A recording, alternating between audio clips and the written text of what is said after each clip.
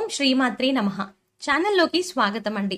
ఉగాది తరువాత మేషరాశి వారి జీవితంలో పెను మార్పులు జరగబోతున్నాయి.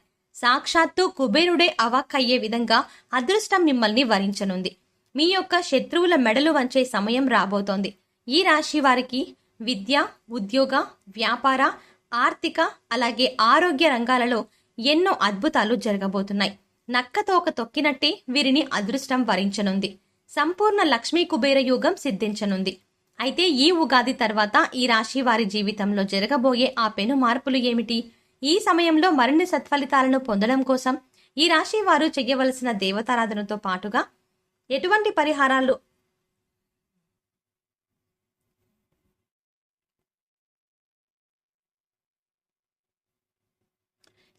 పరిహారాలు పాటించడం ద్వారా శుభ ఫలితాలను పొందుతారో ఈ వీడియోలో తెలుసుకుందాం.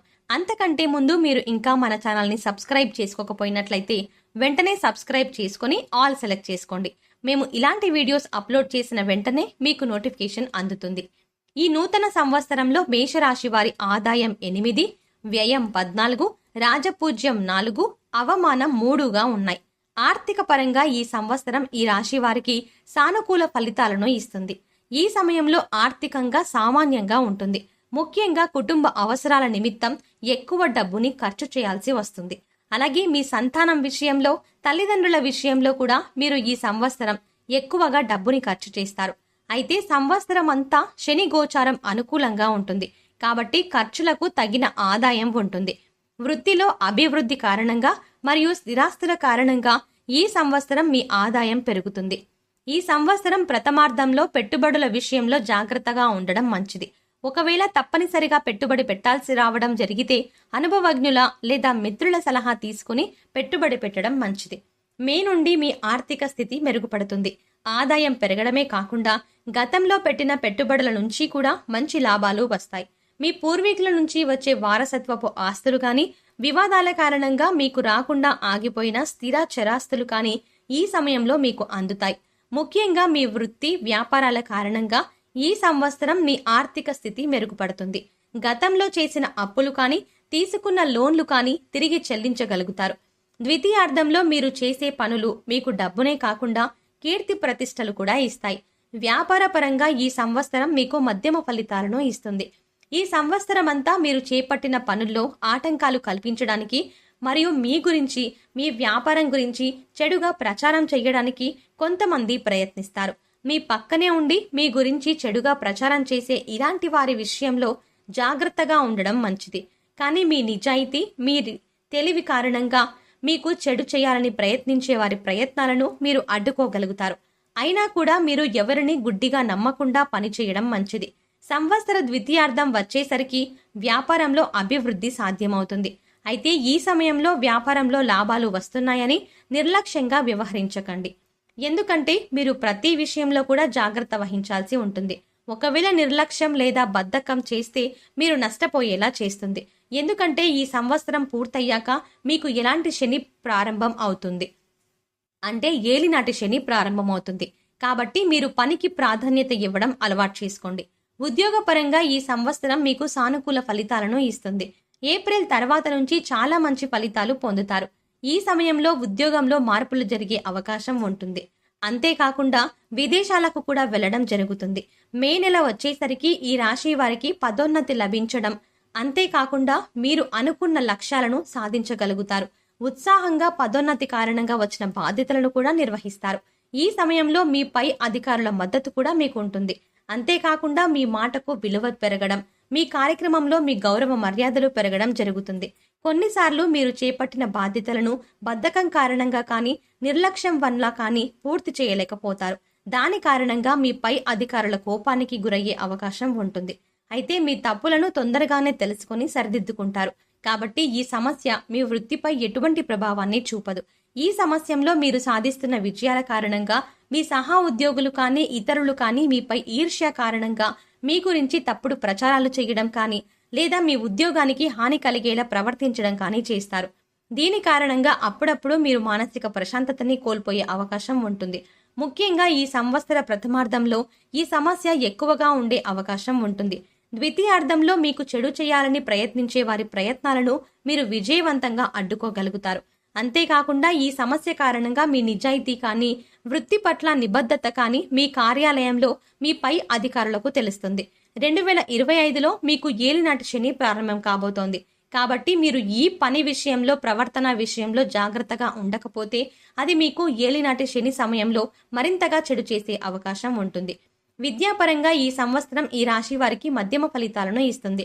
ప్రథమార్థంలో కొత్త విషయాలు నేర్చుకోవాలన్న ఆసక్తి, పరీక్షల్లో ప్రథమ శ్రేణిలో ఉత్తీర్ణత సాధించాలన్న పట్టుదల పెరుగుతాయి. అంతేకాకుండా మీరు పడిన కష్టానికి ప్రతిఫలం కూడా లభిస్తుంది.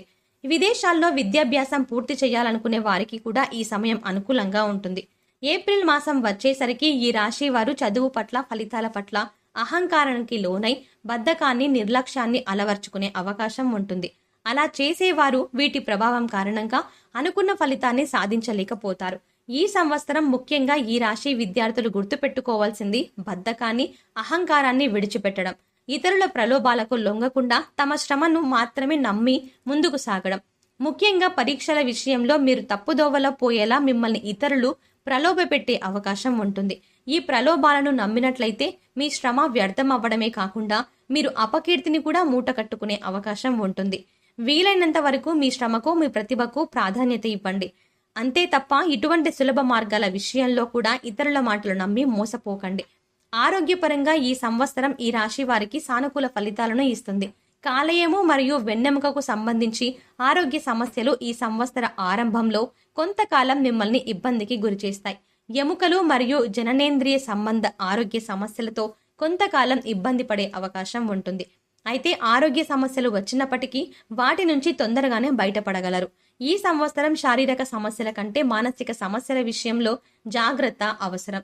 వీలైనంత వరకు మీ ఆరోగ్య సమస్యలు జాగ్రత్త వహిస్తే తప్పకుండా మీరు తగ్గుముఖం పట్టే అవకాశం ఉంటుంది. అంతేకాకుండా మీ ఆలోచనలను తగ్గించుకుని ఏదో ఒక పనిలో నిమగ్నం చేసుకునేలా ప్రయత్నిస్తే మానసిక ఆరోగ్య సమస్యలు తగ్గుతాయి. అలాగే ప్రతి చిన్న విషయానికి గొడవలు పెట్టుకునేలా ప్రవర్తించడం, ఆవేశంగా మాట్లాడడం తగ్గించుకోవాల్సి ఉంటుంది. కుటుంబ పరంగా ఈ సంవత్సరం ఈ రాశి వారికి ఉత్తమ ఫలితాలను ఇస్తుంది. ఉగాది తర్వాత మీ కుటుంబంలో అభివృద్ధి సాధ్యమవుతుంది. ఒకవేళ మీరు వివాహం కొరకు గాని, సంతానం కొరకు గాని ఎదురు చూస్తున్నట్లయితే ఈ సంవత్సరం ద్వితీయార్థంలో మీ కోరిక నెరవేరుతుంది. కుటుంబంలో మరియు సమాజంలో మీరు పేరు ప్రతిష్టలు పెరుగుతాయి. మీరు చేసే పనులు మరియు సహాయం కారణంగా ప్రజల అభిమానాన్ని పొందుతారు. కొన్ని సందర్భాల్లో మీరు చెప్పుడు మాటలు విని కుటుంబ విషయాల పట్ల, కుటుంబ సభ్యుల పట్ల నిర్లక్ష్యంగా వ్యవహరించే అవకాశం ఉంటుంది. ముఖ్యంగా ప్రథమార్థంలో ఈ సమస్య ఎక్కువగా ఉంటుంది. మీ ప్రవర్తన కారణంగా మీ కుటుంబ సభ్యులు మనస్తాపానికి గురయ్యే అవకాశం ఉంటుంది. ఈ సమయంలో చెప్పుడు మాటలు వినడం కానీ, ఆవేశంగా ప్రవర్తించడం కానీ చెయ్యకుండా విషయం ఏమిటనేది గ్రహించి దానికి అనుకూలంగా మసులుకోవడం మంచిది. ఈ సమయంలో మరిన్ని శుభ ఫలితాలను పొందడం కోసం ఈ రాశి వారు చేయవలసిన దేవతారాధన చూసుకున్నట్లయితే హనుమాన్ చాలీసాను పఠించడం ద్వారా శుభ ఫలితాలను పొందుతారు. బుధవారం నాడు విఘ్నేశ్వరునికి బెల్లం నైవేద్యంగా సమర్పించడం ద్వారా చేపట్టిన పనులు ఎలాంటి విఘ్నాలు లేకుండా పూర్తవుతాయి. తులసిని పూజించడం ద్వారా సర్వ సుఖాలు కలుగుతాయి. ఈ సమయంలో మరిన్ని శుభ ఫలితాలను పొందడం కోసం ఈ రాశి వారు చేయవలసిన పరిహారాలు చూసుకున్నట్లయితే సోమవారం నాడు శివాలయంలో నవగ్రహ పూజ చేయించుకోవడం ద్వారా నవగ్రహ దోషాలన్నీ తొలగిపోయి మీ జీవితంలో ఉన్న అడ్డంకులన్నీ పూర్తిగా తొలగిపోతాయి. మీకు తోచిన విధంగా పేదలకు, అనాథలకు అన్నదానం చేయడం ద్వారా సర్వాభీష్టాలు నెరవేరుతాయి. సో చూశారు కదండి, ఈ ఉగాది తర్వాత ఈ రాశి వారి జీవితంలో జరగబోయే ఆ పెను మార్పులు ఏమిటి? ఈ సమయంలో మరిన్ని సత్ఫలితాలను పొందడం కోసం ఈ రాశి వారు చేయవలసిన దేవతారాధనతో పాటుగా ఎటువంటి పరిహారాలను పాటించడం ద్వారా శుభ ఫలితాలను పొందుతారో ఈ వీడియోలో తెలుసుకున్నాం కదా. మీకు ఈ వీడియో నచ్చినట్టయితే మీ ఫ్రెండ్స్ అండ్ ఫ్యామిలీ మెంబర్స్ ఎవరైనా మేషరాశి వారు ఉన్నట్టయితే తప్పకుండా ఈ వీడియోని షేర్ చేయండి. అంతకంటే ముందు మీరు ఇంకా మన ఛానల్ని సబ్స్క్రైబ్ చేసుకోకపోతే వెంటనే సబ్స్క్రైబ్ చేసుకొని ఆల్ సెలెక్ట్ చేసుకోండి. మేము ఇలాంటి వీడియోస్ అప్లోడ్ చేసిన వెంటనే మీకు నోటిఫికేషన్ అందుతుంది.